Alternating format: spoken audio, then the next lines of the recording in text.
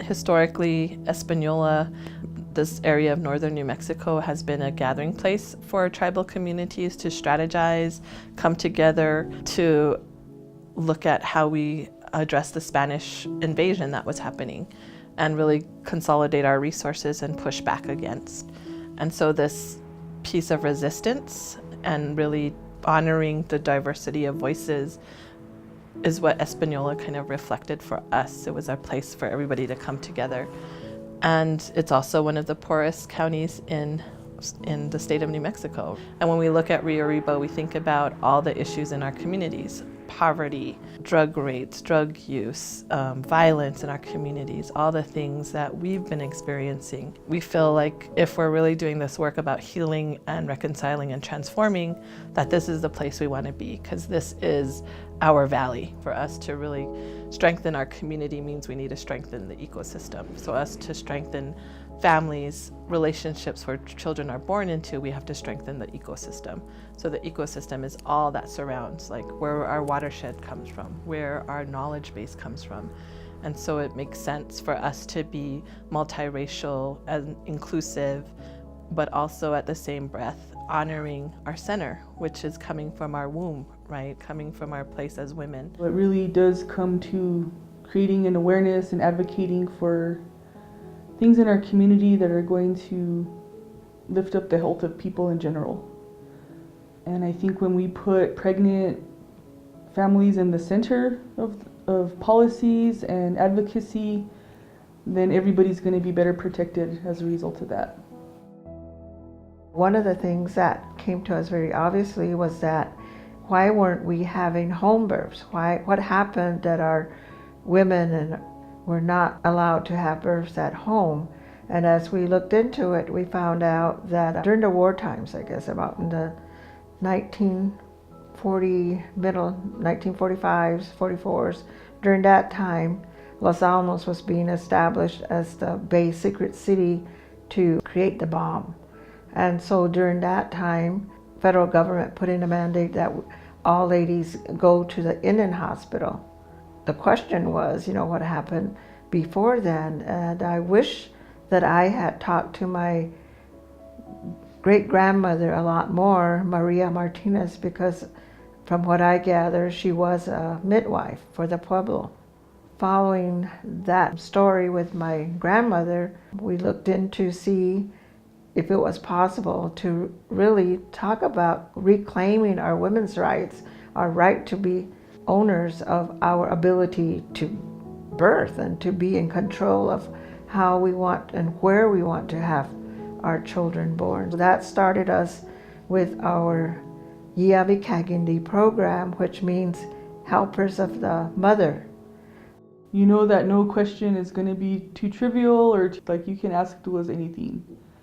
And usually you develop a deeper relationship than you would with a clinical professional. And so you're more comfortable speaking about things or asking questions. And I know you definitely don't feel that pressure of getting in and out of the doctor's office. Really, we are our own experts on these issues, and we need to recognize ourselves as such and being able to speak about these things that we see happening all around us. I think we're thinking about the holistic nature of a well community, of a beloved community. As programs expand, Yiya Kagingdi will then become the helpers to the whole family. And so that the younger ones can also then join into the outer circle. So it creates that energy all around.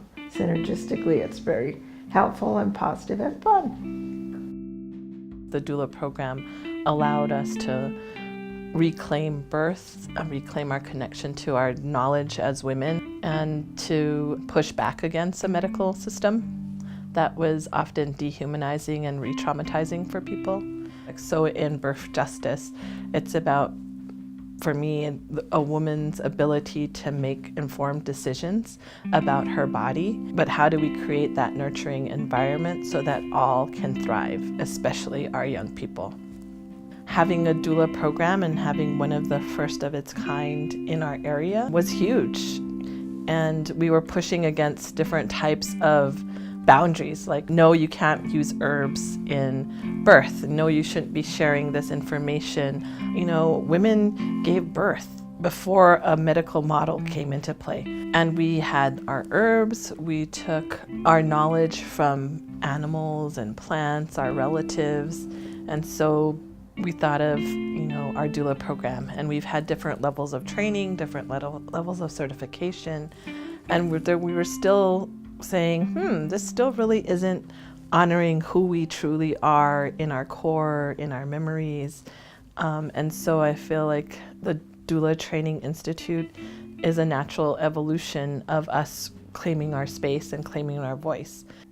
Because when I came in, I was a client, and then a few years later, I went through doula training, and then my doula became my supervisor, and now I'm going to be training doulas. So it's very interesting how I'm going to be challenged in that way, and teaching my community of what worked for me to help out my community, and maybe if I could help them to get on the right path and showing them how to empower women. I think that would be really helpful too, so that way they can empower their own children and their little girls.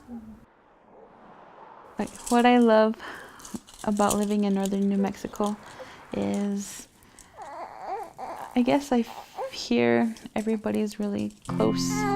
It's a quiet community where I come from, and I feel like it's like a big family. I felt that my doula was like my voice. If I was unsure, if I was scared to ask questions, she was there to ask the doctors for me.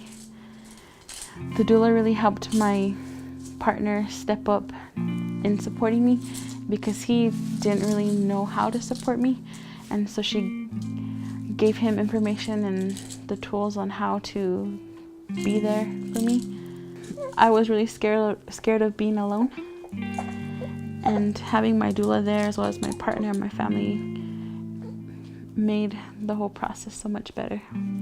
I felt comfortable and that I was going to be able to give birth and that everything was going to be okay.